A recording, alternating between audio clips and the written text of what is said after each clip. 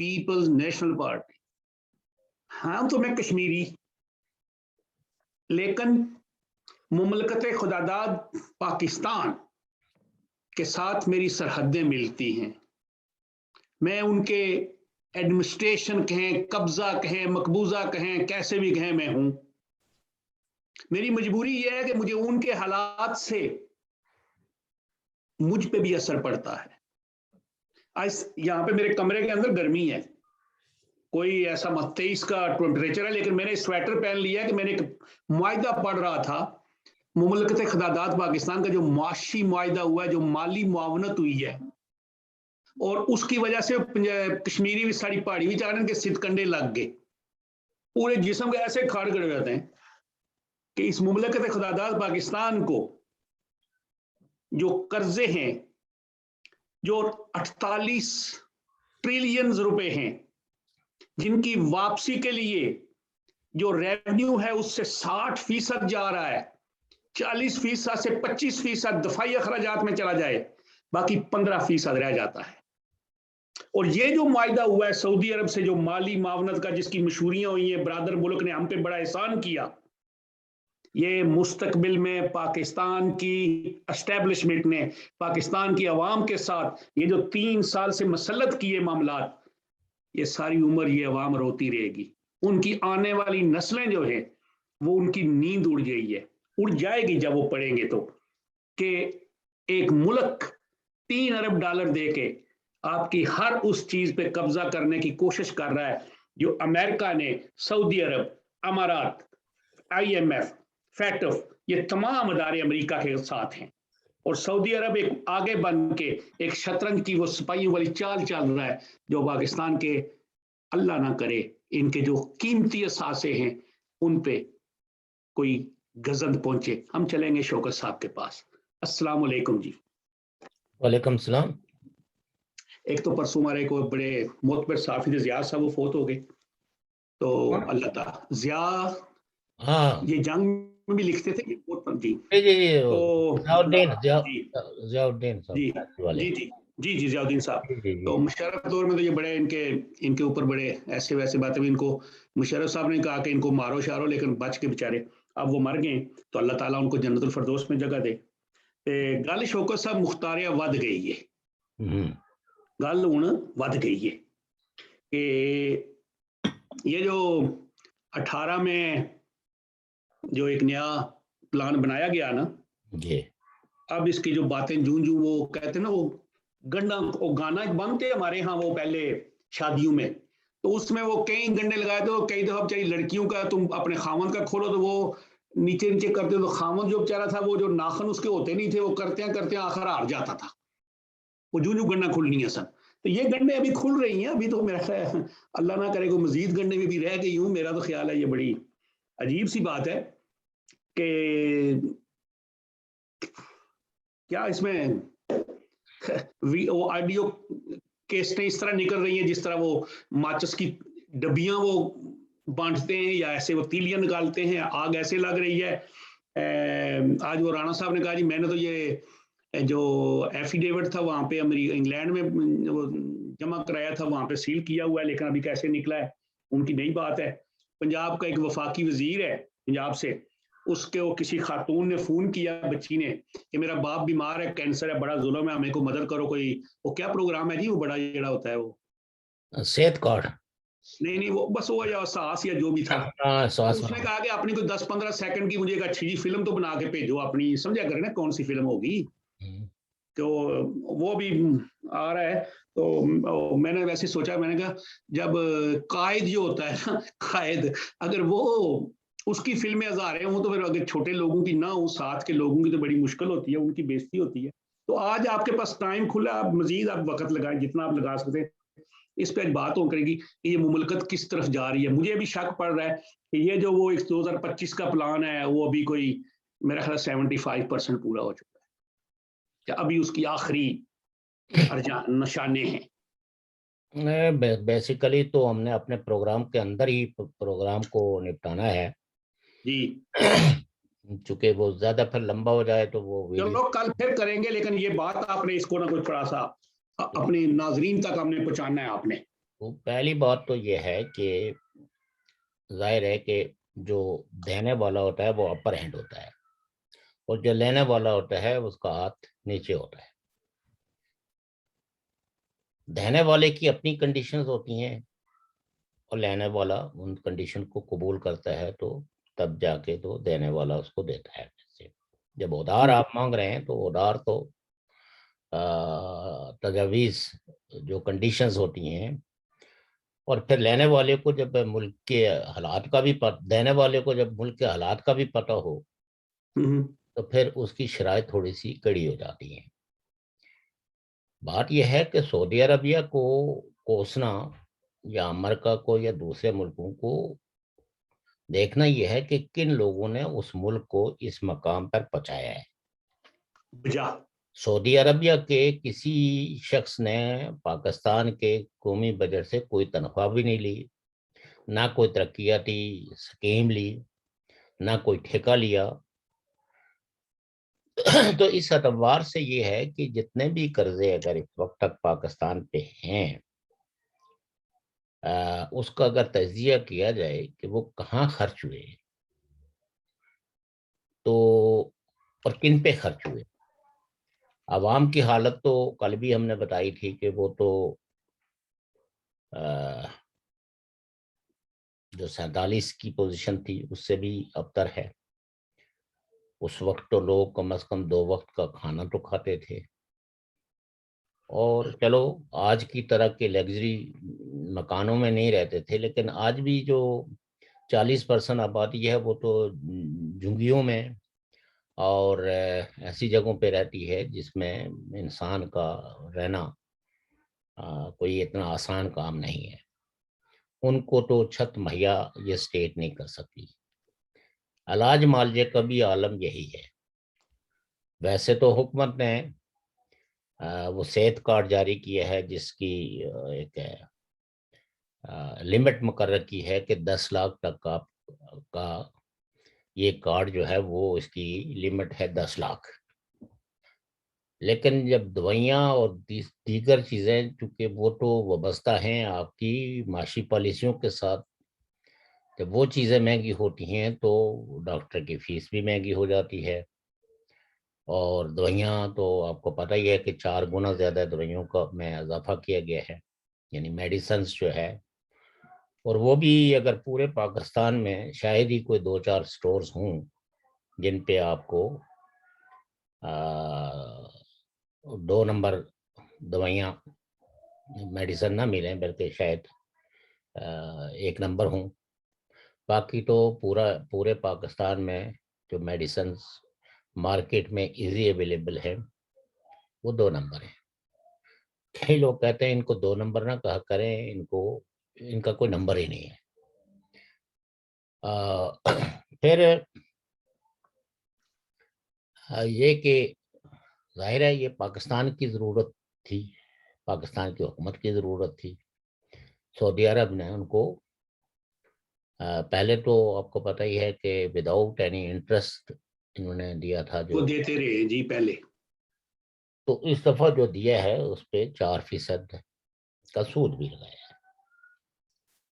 اور شاید انہوں نے دیکھا ہوگا کہ یہ تو عوام کا تو کوئی، میں نہیں کہتا ہوں کہ سعودی عربیہ کی حکومت کوئی پرو پیپل ہے اور اس کو عوام کا بڑا خیال ہے.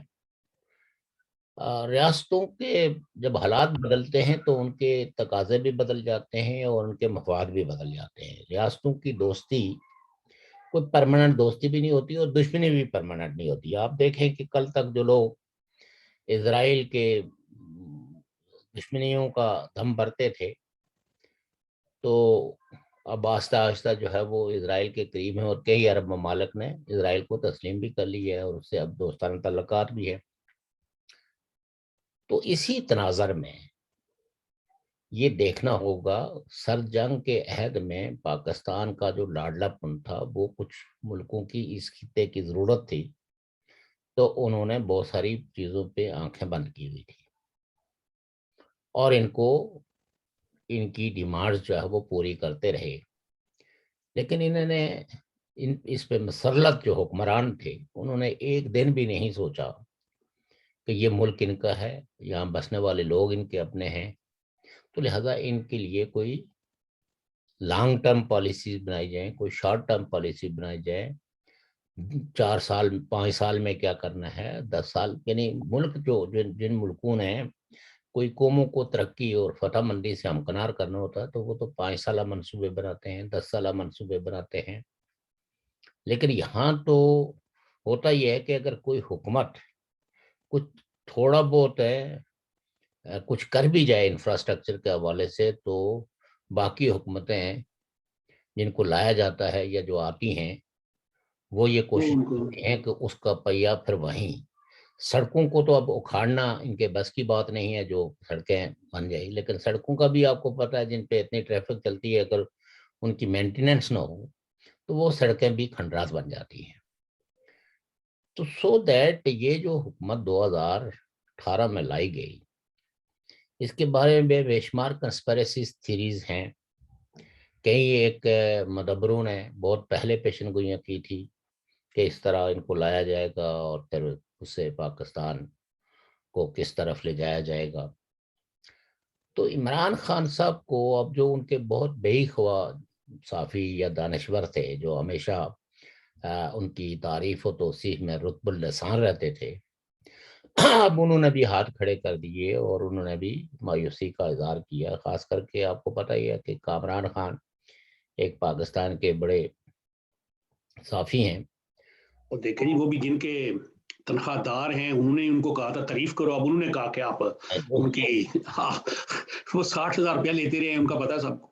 دیکھیے جناب, کوئی اگر کہتا ہے نا تو اپنا بھی کوئی ضمیر ہوتا ہے, کوئی شعور ہوتا ہے, کوئی آگاہی ہوتی ہے, کچھ ایسے بیانات دینے کی ضرورت ہوتی ہے جو کم از کم اگلے 10 سال چل سکیں اور کوئی آپ پہ انگلی نہ اٹھا سکے کہ آپ نے تو یہاں. لیکن یہاں ایسا نہیں ہے. کچھ تو آپ کو پتا ہے کہ دیانتداروں نے کہا کہ ہمیں کہا گیا کہ نواز شریف کے خلاف پروپیگنڈا کرو, ہم جت گئے, اور عمران خان کی تعریف کا کہا, انہوں نے تو اعتراف کر دی.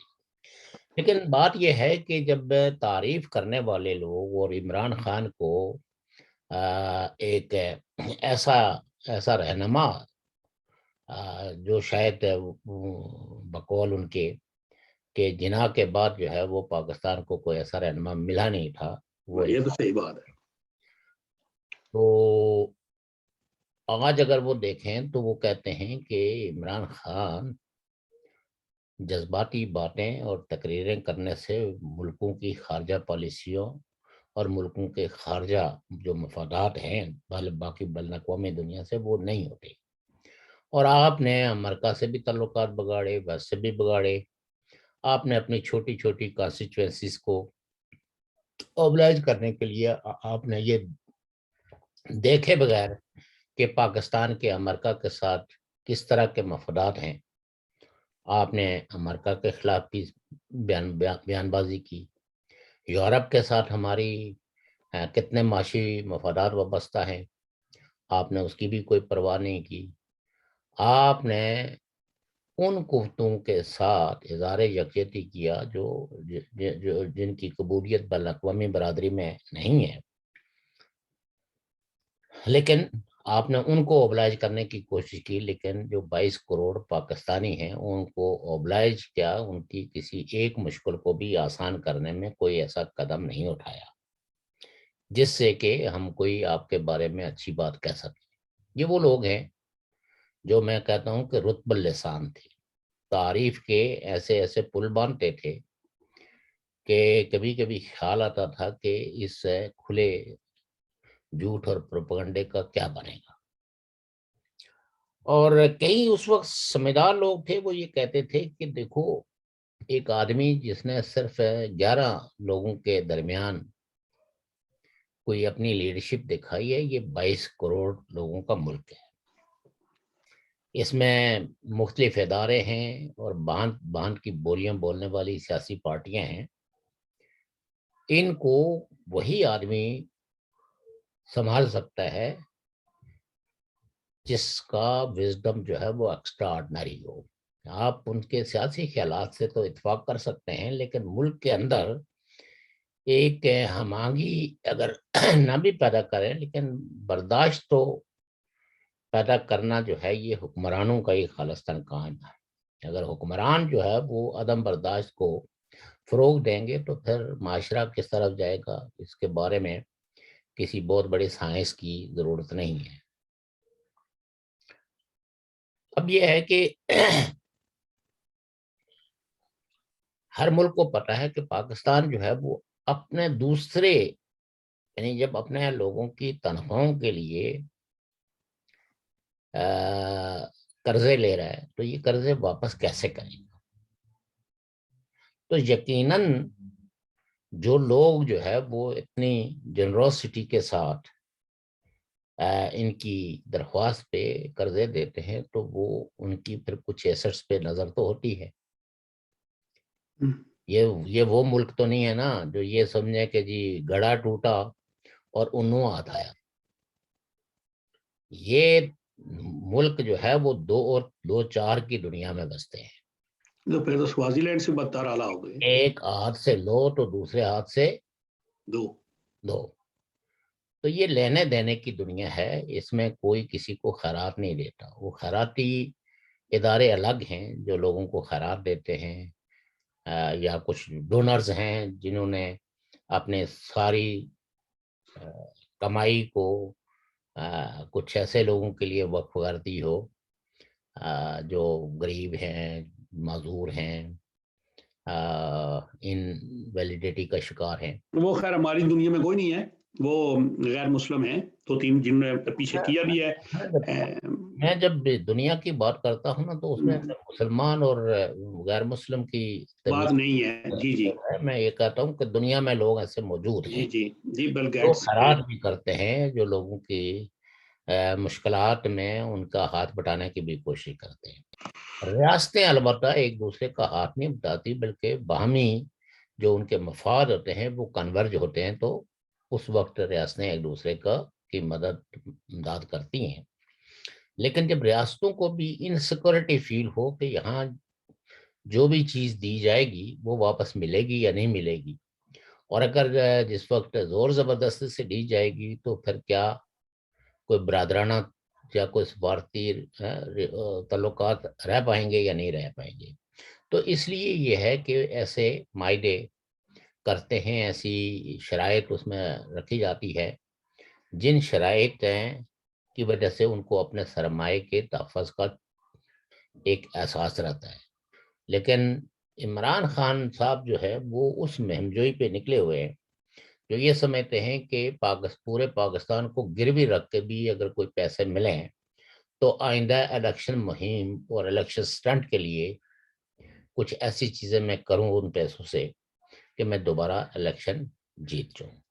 ان کی کیونکہ کوئی ایسا پروجیکٹ اس 3 سال میں اگر آپ دیکھیں تو حکومت نے کوئی ایسا پروجیکٹ کوئی ایسا اسکیم کوئی ایسی یونیورسٹی کوئی ایسا ادارہ اناؤنس نہیں کیا ہے کہ جس کی بنیاد پہ ہم کہہ سکیں کہ یہ جو قرضہ آئے گا اس میں انویسٹمنٹ ہوگا تو شاید وہ کل بجلی اس ملک میں جو ہے وہ وافر مقدار میں پیدا کی گئی. لیکن آج میں سن رہا تھا پاکستان ٹی وی سے تو کہتے ہیں کہ پنجاب میں تو بجلی جو ہے وہ اب صرف کچھ سنتوں کو مل رہی ہے باقی تو عام آدمی کو اب نہ گیس ہے اور نہ بجلی ہے.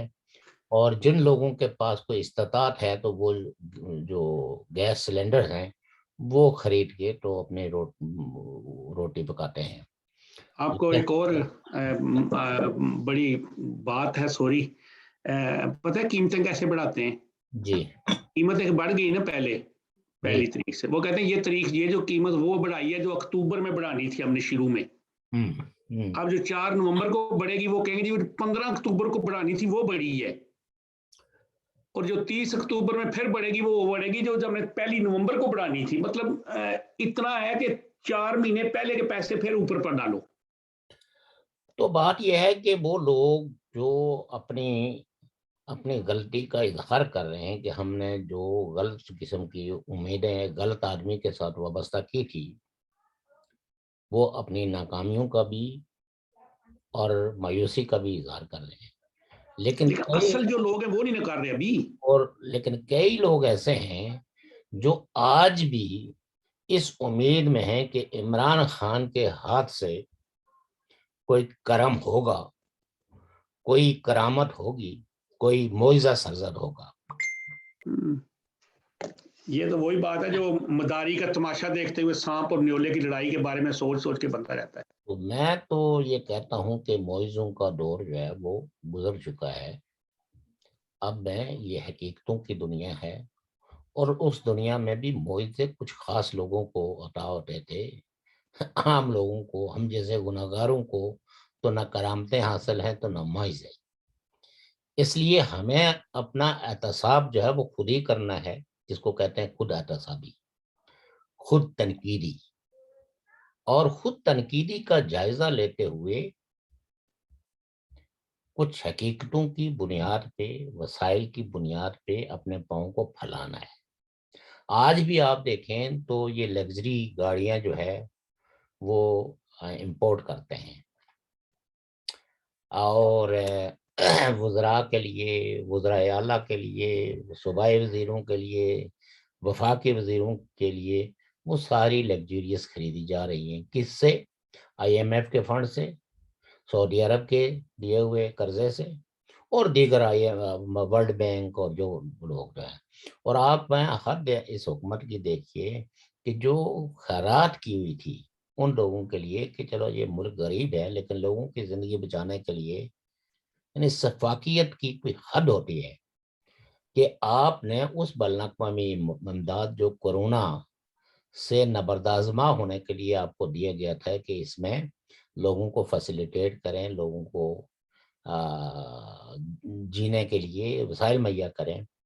ان بدبختوں نے، ان بے رحم لوگوں نے پاکستان کے غریب لوگوں پہ رحم کھانے کے بجائے اس خیرات پہ بھی ہاتھ صاف کر لیا. تو اب یہ ہے کہ بلکہ کل پرسوں میں ایک آرٹیکل پڑھ رہا تھا، اس میں ایک چائنیز جو ماہر معیشت تھا، کوئی ان کی میٹنگ تھی سرکاری سطح کی ان کے ساتھ، تو اس نے کہا کہ بھئی یہ جو آپ نے گاڑیوں کے اتنے مہنگے مہنگے پلانٹ لگائے ہوئے ہیں، ٹیوٹا کے اور دوسری تیسری اور پھر اسی خاص کر کے اس نے جاپان کو وہ کیا، چونکہ وہ تو وہ جاپان کے جی انہی کے پلانٹ لگے، وہ اور کس کے ہیں؟ انہی کے. چائنا اور جاپان کی اپنی دشمنی بھی ہے نا. جی جی لیکن جی انہوں نے پاکستان کو کہا کہ اس میں سے کبھی کوئی ایک گاڑی بھی آپ نے ایکسپورٹ کی؟ اب تم امپورٹ کیے جا رہے ہو. تو ملک کے جو وسائل ہیں وہ تو آپ ان لوگ لگژریز پہ، جن لگژریز کا اس ملک کی اکانومی کو کوئی فائدہ نہیں ہے، ان کو دے رہے ہیں، ان کو بھی صرف کر رہے ہیں، ان پہ صرف کر رہے ہو. تو آپ کیسے یہ سوچ سکتے ہیں کہ آپ کا ملک ترقی کرے گا، آپ کے ہاں غربت کی شرح کم ہوگی؟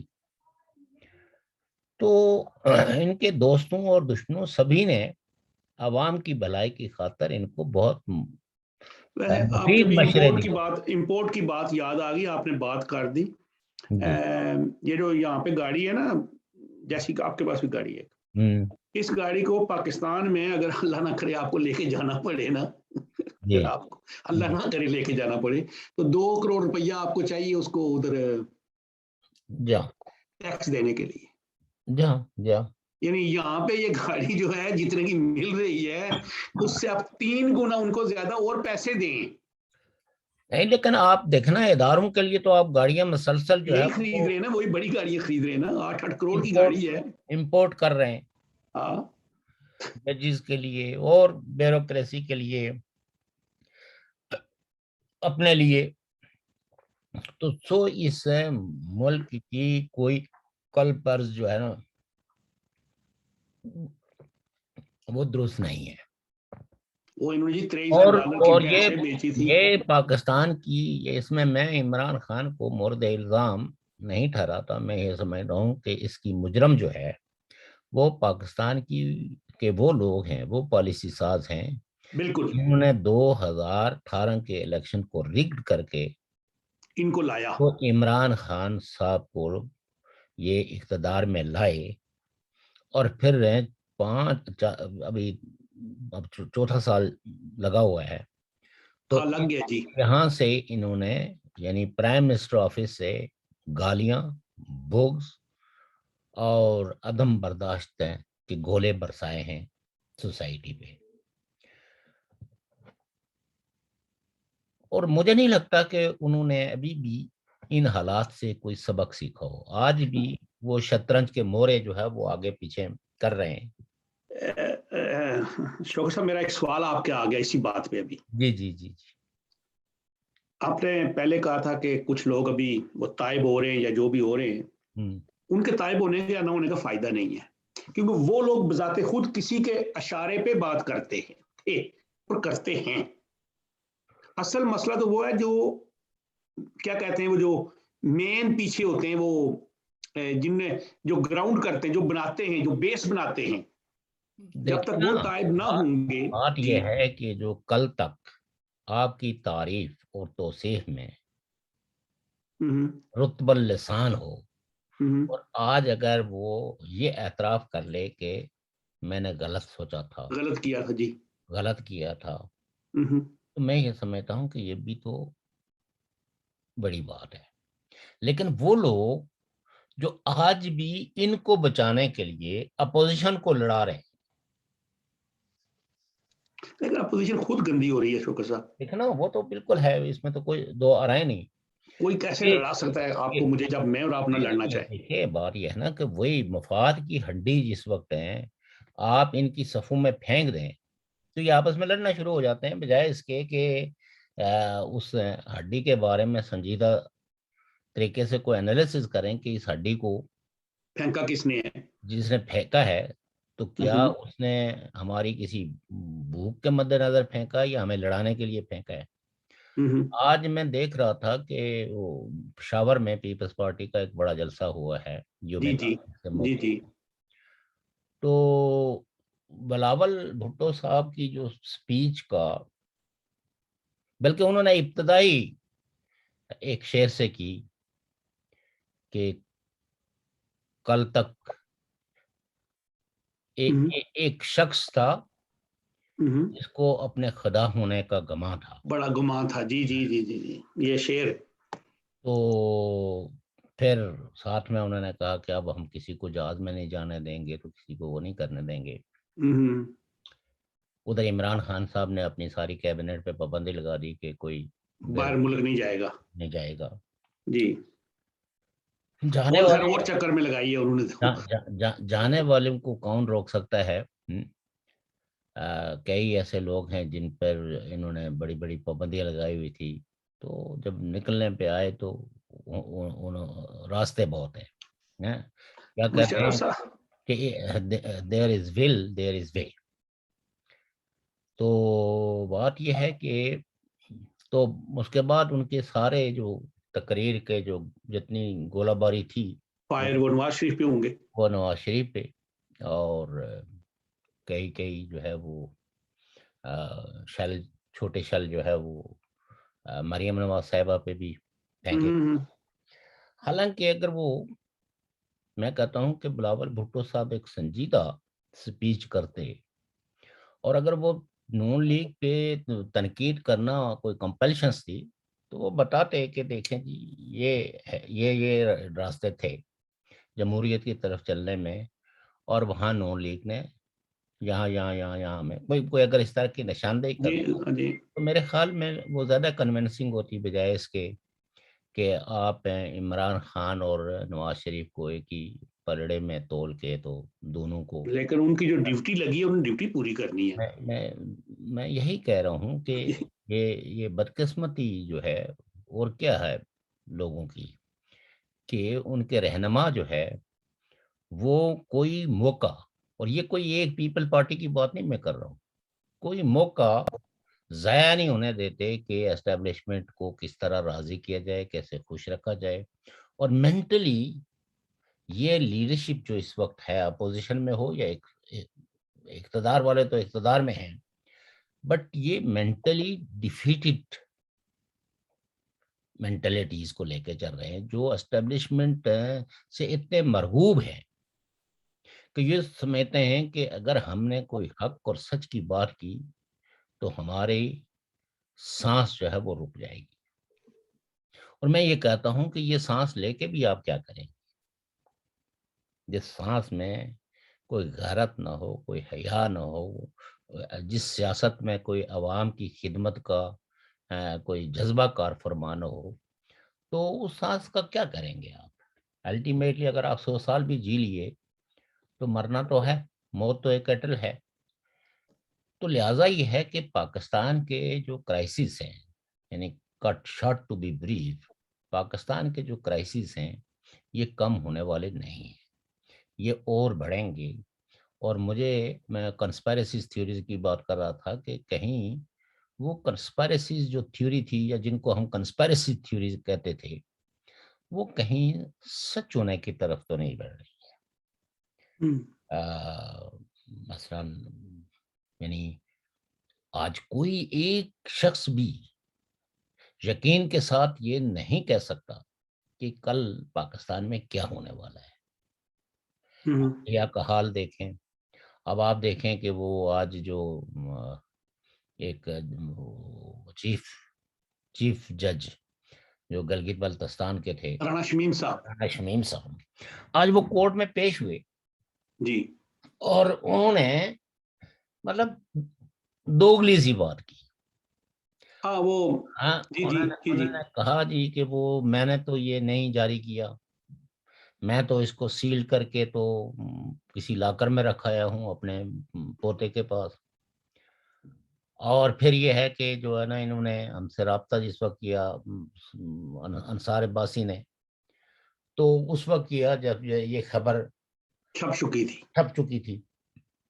ایک طرف وہ یہ کہتے ہیں کہ میں نے کہا کہ ہاں یہ میرا ایپیسوڈ ہے، اور دوسری طرف کورٹ میں وہ یہ کہتے ہیں کہ شاید اس کے وہ کنٹینٹس نہ ہوں جو چھپے ہیں. جانے کہ وہ کے دباؤ کے تحت آ کے تو اب اس سے وہ جو اپنے ہاتھوں سے بیان الفی لکھ کے دیا ہے تو اس کو واپس نکلنے کی کوشش کر رہے ہوں. یہ جج تو اسی عدالتوں کے رہے جو مولوی تمیز صاحب کی عدالتیں ہیں، جسٹس وہ منیر کی عدالتیں ہیں، جسٹس مشتاق حسین کی عدالتیں ہیں، نسیم حسن شاہ کی عدالتیں ہیں. تو ان کے پاس بڑے عہدے ہیں وہ فیصلے کو آگے پیچھے کرنے کے. سوال یہ پیدا ہوتا ہے کہ جب یہ حالات ہوں، عدالتوں کا یہ عالم ہو، سول سوسائٹی کا یہ عالم ہو، حکمرانوں کے یہ طرز حکمرانی اور طرز تخاطب ہو، تو اس ملک کی ضرورت کو کون محسوس کرے گا کہ ہمیں اس ملک کی ضرورت ہے؟ انہوں نے تو وہ سارے یعنی آپ کہہ سکتے ہیں کہ سارے حالات ہیں ایسے پیدا کر دیے ہیں کہ 22 کروڑ لوگ مایوسی کا شکار ہوں، لاطلقی کا شکار ہوں، بے حسی کا شکار ہوں. اور بے حسی جب معاشرے کے اندر پھیلتی ہے تو اس میں انارکی پیدا ہوتی ہے. اور آج بھی میں اپنے اس موقف پہ ڈٹا ہوں کہ پاکستان میں سول وار کے اثار جو ہے وہ بہت نمایاں ہیں، نظر آنے شروع ہو گئے. اگر آپ یہ سمجھتے ہیں کہ یہ کوئی تحریک لبیک کے ساتھ معاہدہ ہونے کے نتیجے میں یہ ایسا نہیں ہے. اور اب پاکستان میں تو بے شمار ادر فورسز بھی ہیں جو سرگرم عمل ہیں، اور جب آپ کی انتظامیہ، آپ کی اسٹیبلشمنٹ وہ سیاسی پارٹیوں کو دبانے کے روزانہ تدابیریں سوچتے ہوں کہ کس کو کیسے جج کرنا ہے، اور دوسری طرف ہے کہ کیسے لینڈ گرابنگ کرنی ہے. اب آپ دیکھیں مطلب ٹھیک ہے کہ وہ یہ ان کورٹوں نے کرنا کیا ہے، لیکن سوال تو اٹھ گیا ہے نا کہ جو آپ نے دفاعی پرپزز کے لیے زمینیں لی ہیں وہ اب آپ ان کو کمرشل پرپزز کے لیے کیسے استعمال کر سکتے ہیں، اور فوج کیسے جو ہے وہ بزنس کر سکتی ہے. میں قرض کروں چھوٹی سی. جی جی. وہ جب میں 7ویں 8ویں میں تھا یا 9ویں جس طرح جماعت تھی تو میں وہی وہ مذہبی تعلیم مطلب ایجوکیشن ہوتی تھی میری. تو میرے ایک دوست ہے تو وہ سوشلسٹ مطلب نظریے پہ تھے. تو اس وقت جناب بلر صاحب، غلام نبی بلر، جی این بلر اور بیگم نفیسہ خالد اور اس طرح کے لوگ ہمارے گجرانوالہ کے ایریا میں تھے. تو وہ مجھے کبھی کبھی ملوانے لے گئے. وہ جب میں باتیں سنتا تھا نا کہ غریب جو ہے اس کو حق ہو جائے گا، وہ امیر کی چھین لے گا، پھر اس کی ایسے کرے گا، وہ پھر خون کی ندیاں، انقلاب آئے گا، پھر ہمارا یہ انقلاب آئے گا، ہمیں سنتے تھے. تو مجھے تو ابھی شک پڑ رہا ہے کہ وہ تو لا سکے یا نہیں لا سکے، لیکن عمران خان اس ملک کے اندر لے آئے ہیں، وہ لانے والے مطلب اس پوزیشن پہ پہنچا دیا ہے عوام کو. اب مارو اور مرنا، مارو یا مر جاؤ کے قریب تو یہ معاشرہ پہنچ چکا ہے. جی جی. اور میں سمجھتا ہوں کہ پاکستان از انڈر واچ. بین الاقوامی برادری بھی دیکھ رہی ہے، اور وہ قوت ہیں جن کے ابھی تک کوئی مفادات ہیں اس خطے کے اندر موجود ہیں، وہ بھی دیکھ رہی ہیں کہ یہ صورتحال کس طرف جا رہی ہے. میں نے کل بھی ذکر کیا تھا کہ بلوچستان میں عمومی طور پر خواتین سیاسی پارٹیوں کے جلسے جلوسوں میں نہیں آتی. جی جی بالکل. لیکن ہم گزشتہ آپ یہ کہہ سکتے ہیں کہ ان 10 سالوں میں ہم نے دیکھا کہ سب سے زیادہ ڈیمونسٹریشنز جو ہے بلوچستان کی خواتین نے کل والی تو سر بہت بڑی تھی جی. اور کل کا جو اجتماع تھا اس نے تو ماضی کے سارے ریکارڈ توڑ دیے. بالکل. اتنا میں نے اپنی زندگی میں نہیں دیکھا. اور ظاہر ہے کہ جب تحریک انتفاضہ فلسطینیوں نے شروع کی تھی تو اسرائیل کو سب سے زیادہ پریشانی اس تحریک سے ہوئی تھی. فلسطینیوں کی گورلا کارروائیوں سے اسرائیل کو اتنا نقصان نہیں پہنچا تھا جتنا تحریک انتفاضہ سے ہوا تھا. بالکل. تو پاکستان میں بھی تحریک انتفاضہ کی طرز پہ تحریکوں کا آغاز ہو چکا ہوا ہے. اور یہ جو کچھ علاقوں کے اندر آپ کو ایک پراسرار قسم کی خاموشی نظر آ رہی ہے، یہ بھی کسی بڑے تلاطم کا اظہار ہے، کیونکہ یعنی لوگوں کی قوت خریدی ختم ہو گئی ہے. ایک بات عرض کروں کہ اس وقت یہ پوزیشن نہیں ہو چکی کہ ایک طبقہ یہاں پہ ہے اور ایک طبقہ بالکل درمیان میں کچھ بھی نہیں ہے. ہاں، بیسیکلی مڈل کلاس جو ہے وہ ڈس اپیئر ہو گئی ہے. پہلے اگر پاکستان میں کچھ ترقی کے شواہد ملتے تھے یا استحکام کے، تو اس میں ماضی کی حکومتوں نے ایک ہر دور کے اندر کچھ نہ کچھ مڈل کلاس پیدا کی ہے. ایون فوجی حکومتوں کے دور میں بھی بھلے وہ مصنوعی تھی لیکن پھر بھی انہوں نے بھی پیدا کی. لیکن عمران خان صاحب کے آنے کے بعد آپ یہ کہہ سکتے ہیں کہ مڈل کلاس ٹوٹلی ڈس اپیئر ہو گئی ہے. اب ایک خجامدی کلاس ہے، یا وہ جس کو سوشل سائنسز میں بورجوا کلاس کہتے ہیں، جن کو پاکستان کے عمومی مسائل سے کچھ لینا دینا نہیں ہے. اور تو یہ سچویشن جو ہے وہ آپ کہہ سکتے ہیں کہ اگلے ہفتے تک کچھ زیادہ نمایاں ہوگی. اور میں اسی لیے چاہتا ہوں کہ اس سے پہلے کوئی چیز ایسی نہ کہی جائے جو قبل از وقت. ہم نے کون سا پیشین گوئی، ہم نے تو صرف ایک بات کرتے ہیں کہ اپنے جو موجودہ حالات ہیں. میں عرض کرتا ہوں چھوٹی سی، میں پیشن گوئی بھی کرنے کی پوزیشن میں ہوں، لیکن میں پیشن گوئی کر نہیں رہا ہوں کہ حالات. ٹھیک ہے، آپ اپنے باپ میں رکھیں. میری ایک عرض اتنی ہے کہ یہ جو سعودی عرب کا معاہدہ ہوا ہے، جو سعودی عرب کے ساتھ اس وقت معاہدہ ہوا ہے، یہ صرف سعودی عرب کا معاہدہ نہیں ہے. یہ معاہدہ جو ہے اس کے پیچھے کچھ اور مقاصد ہیں جو سعودی عرب کو ایک جس طرح وہ شطرنج کا ایک سپاہی بنا کے آگے، اور اس کے بعد پاکستان کے حساس ترین اثاثوں پہ بین الاقوامی ادارے قبضے کرنے کی کوشش شروع کر دیں گے، یا مطلب ایک سوچ ہوگی. علیم صاحب، یہ ہماری اصل میں جو ہے نا یہ سادگی ہے. جو ادارے ہیں نا بین الاقوامی جن کو آپ لائک یونائٹڈ اسٹیٹس، جی، ان کے لیے کوئی چیز بھی جو ہے نا وہ پاکستان کی کوئی ایسی چیز نہیں ہے جو آپ کے لیے حساس ہے اور ان کے لیے بھی حساس ہو. ان کی ایکسس جو ہے جن جگہوں پہ اپنے ہی ملک کی جن جگہوں پہ آپ نہیں جا سکتے ان پہ ان کے ہیلی کاپٹر بیٹھے ہوئے ہیں۔ ڈیوسائی میں عام ٹورسٹ کو اجازت نہیں ہے کہ ڈیوسائی کی اس ریزورٹ پہ بلتستان کے اس ریزورٹ پہ جائیں، لیکن امریکیوں کے ہیلی کاپٹر وہاں 12 مہینے موجود ہوتے ہیں۔ سوری جی میں معذرت چاہتا ہوں، اسی طریقے سے جو ہے نا وہ بعض ایریاز جو آپ کے ہمارے لیے عام آدمی کے لیے پروہیبٹڈ ہیں، امریکہ کی اعلیٰ کمان کے لوگ جو ہے ان میں ساری کا معذرت چاہتا ہوں، ایک چھوٹی سی بات مجھے یاد نہیں رہی آپ سے کرنے کی۔ جی جی جی آپ ترکی سے واپس آئے، بس ہم دوسرے معاملے میں پڑ گئے۔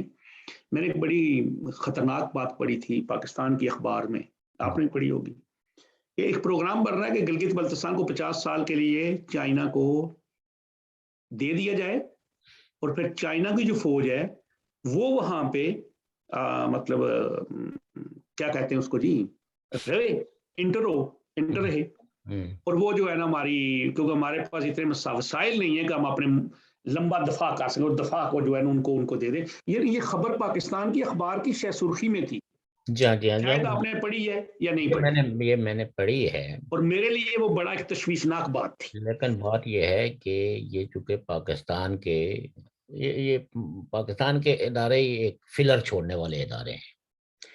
بات یہ ہے کہ جس وقت بھی گلگت بلتستان کے حوالے سے پاکستان ہے اگر اس طرح کا کوئی فیصلہ کرے گا تو سب سے پہلی بات یہ ہے کہ اس کا اپنا لوکس اسٹینڈائی چیلنج ہو جائے گا کہ ان علاقوں پہ پاکستان کا اپنا کانسٹیٹیوشنل کیا رائٹس ہے۔ لداخ وہ پھر وہ لداخ والی مثالیں، وہ انڈیا نے ادھر لداخ والا جو، دیکھیں مطلب یہ ہے کہ قانون کی جب کوئی قانون فرض کریں کہ آپ کٹارے میں کھڑے ہو نا، اس وقت یہ نہیں کہا جا سکتا کہ وہ فلان ہے یہ کچھ کیا ہے تو میں، اس وقت آپ کو اپنی انوسنسی یا اپنے لوکس اسٹینڈائی قانون کی نظر میں ہوتا ہے کہ آپ نے اپنی قانونی جوازیت پیش کرنی ہوتی ہے۔ فرض کریں کہ اگر پاکستان ریاست جموں کشمیر کے اس قضیے پہ جو زبانی جمع خرچ کرتا رہتا ہے، اگر پاکستان کو ذرا سا بھی اس خطے کے حوالے سے کوئی دلچسپی ہوتی تو پاکستان کو انٹرنیشنل کورٹ آف جسٹس میں جا سکتا تھا، ان سارے معاہدوں کو لے کے، یورپین یونین کی ریزولوشنز کو لے کے، یونائٹڈ نیشن کی ریزولوشنز کو لے کے۔ پاکستان تو نہیں گیا نا، لیکن اگر پاکستان یہ کرے گا تو میں آپ کو آج بھی بتا رہا ہوں کہ انڈیا جو ہے وہ اس بات کو کسی صورت میں قبول بھی نہیں کرے گا، اور وہ ہر اس ادارے کا دروازہ کھٹکھٹائے گا جہاں سے بھی اس کو ریمیڈی کی توقع ہوگی اور پاکستان کو سکروٹنائز کرے گا۔ گلگت بلتستان پہ انڈیا کا کلیم جو ہے وہ ختم نہیں ہوا، اور جو معاہدہ جو ہے وہ مہاراجا نے جو ان کے ہاتھ میں ایک ہے، وہ بھلے انہوں نے اس کو آنر نہ کیا ہو، لیکن ان کا جو ایک کلیم جو ہے وہ تو اس کی لیجیٹیمیسی ان کے ہاتھ میں تو ہے نا، ایک قانونی ڈاکومنٹس۔ پاکستان کے پاس تو اس طرح کا کوئی قانونی ڈاکومنٹس نہیں ہے، چونکہ پاکستان کے ساتھ تو کسی اس وقت ہیں جس کو برطانیہ نے، جس کو خود پاکستان نے، ہندوستان نے مانا کہ یہ ریاستوں کے مستقبل کا فیصلہ کر سکتے ہیں، اس نے تو ہلاک ہندوستان کے ساتھ کیا نا۔ ایک لیگل پوزیشن تو انڈیا کو دے کے گیا نا۔ آپ اس سے جتنے مطلب یہ ہے کہ اختلاف کرتے ہوں، لیکن اگر کسی عدالت کے اندر جیسے فرض کریں کہ کوئی آدمی آپ کو، آپ کے دادا جی، آپ کے پردادا جی جو ہے وہ آپ کے والد ہیں، اگر فرض کریں کہ ان کی آپ کے دادا کی موجودگی میں، یعنی ان کے والد اگر زندہ ہوں اور وہ فوت ہو جائیں، تو جو پوتے ہیں، اگر دادا جو ہے وہ ان کو زمین نہ دے تو وہ ساری زمین جو ہے وہ بھائیوں کو چلی جاتی ہے، پوتے پوتیوں کو زمین وہ نہیں ملتی، نہیں ملتی انٹل اینڈ انلیس کہ دادا جو ہے وہ اپنے بیٹے کا وہ حصہ اس کے بیٹوں کو یا اس کی اولاد کو نہ منتقل کر دے۔ مکر دے، جی جی۔ اس میں صرف اگر کسی کا کوئی حصہ رہے گا تو وہ صرف بیوی کا جو چھٹا حصہ بچتا ہے۔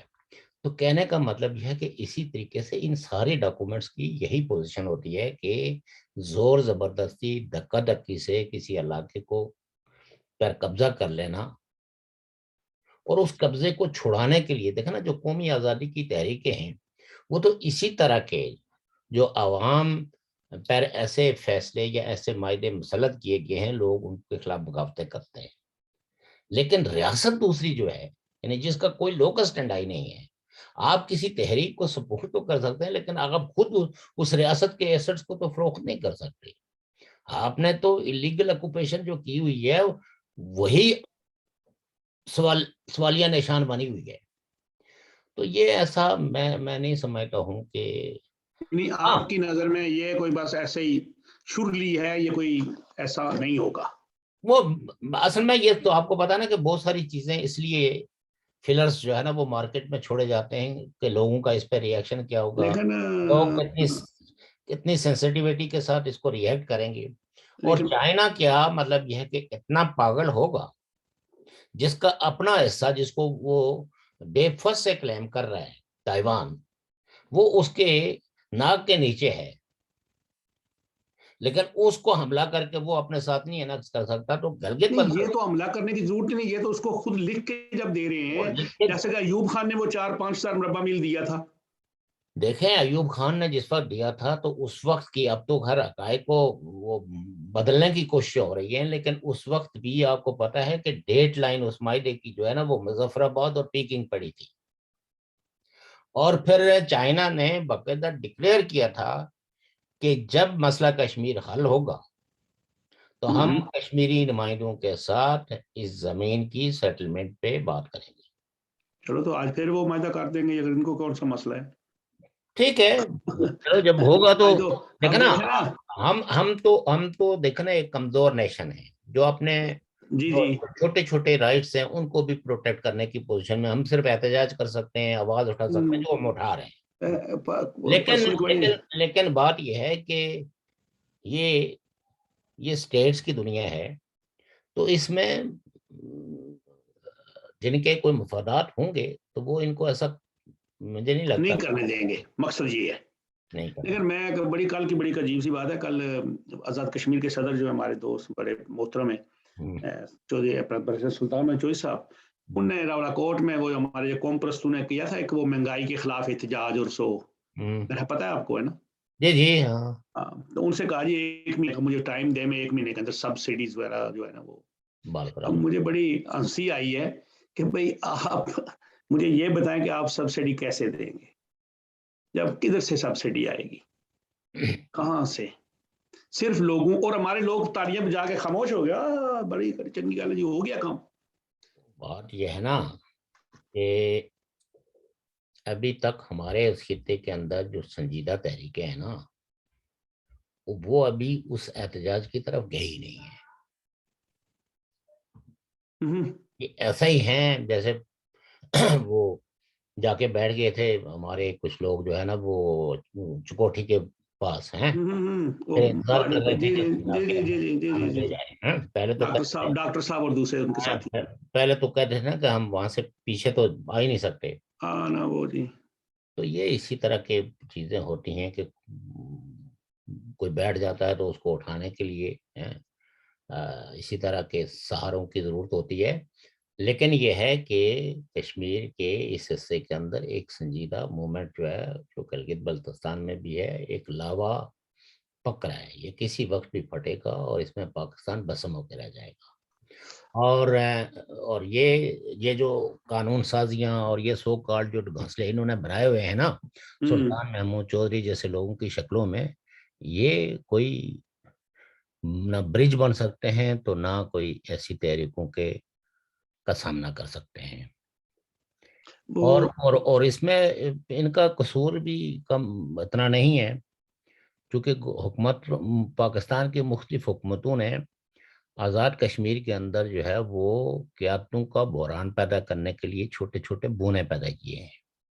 تو بونے تو کبھی بھی کسی ریاست کے وہ اس وقت تک ہے جب کوئی ان کو چیلنج کرنے والا نہ ہو، تو وہ اس وقت تک نعرے لگاتے رہتے ہیں۔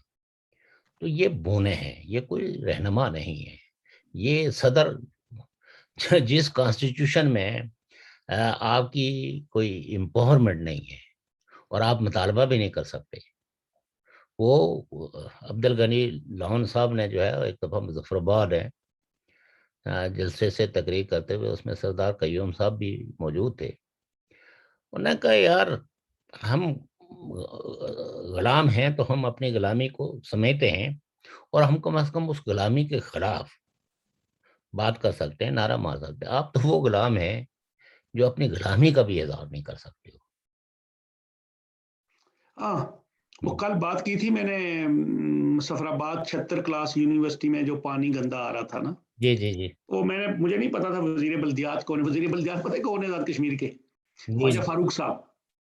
ہاں ہاں. اور وہ انہی کے حلقے کی یونیورسٹی ہے. تو میں آج تصدیق کر دوں ناظرین، وہ کل غلطی سے میں نے ان کا وہ خلاق صاحب کا کہہ دیا، تو مجھے ایک بندے نے فون کر کہا جی نہیں نہیں خلاق صاحب نہ کوئی تعلق نہیں ہے، یہ خواجہ فاروق صاحب. میں چلو کوئی گل نہیں، چھوٹا نہیں بڑا بھرا ہے، وہ تو مزید پارٹی میں بڑے بھی ہیں، اور وہ جنرل سیکرٹری بھی تھے پارٹی کو، اور اب وہ اسی حلقہ انتخاب سے بھی ہیں اور وزیر بلدیات اس بھی پہ ہیں. کوئی توجہ دی گئی ہے یار؟ نہیں نہیں. اجے کوئی نہیں ہے، وہ پتہ کوئی لگے نہیں، گا. وہ خواجہ فاروق مشکل کا نام لے لیا یا مطلب یہ ہے کہ اخلاق کا لے لیا، یہ سارے ایک ہی ایک جیسے ہی کام ہے، بیٹھے ہیں. وہ مسئلہ نہیں ہے، لیکن میں نے وہ جو تصحیح لوگ غلطی. رہنمائی کے دعوے دار ہوں تو اس میں کیا بات ہے؟ یہ تو سب کو ذمہ داری لینی چاہیے. اچھا شوکت صاحب، اگلی بات ایک اور کرنی ہے آپ سے. جی جی.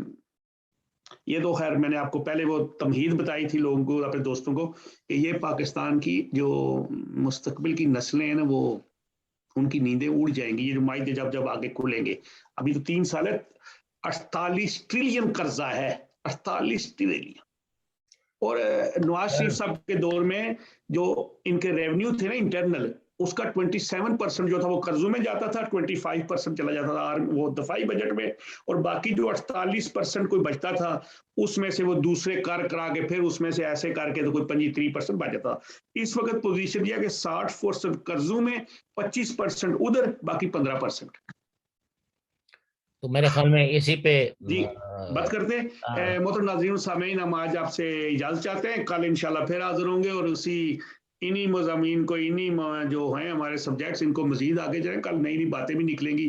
ابھی تو ہولی ہولی کہندے نا خب وچوں اگ وچوں دھواں نکلدا پیا، پنجابی چ کہندے ہوندے تے وہ پنجابی نہیں گل ہے کہ دھواں نکلدا پیا. ہن دیکھو اگے جب صحیح پانبڑ کب بلدا ہے، وہ بھی انتظار کرتے ہیں پہ. اللہ حافظ.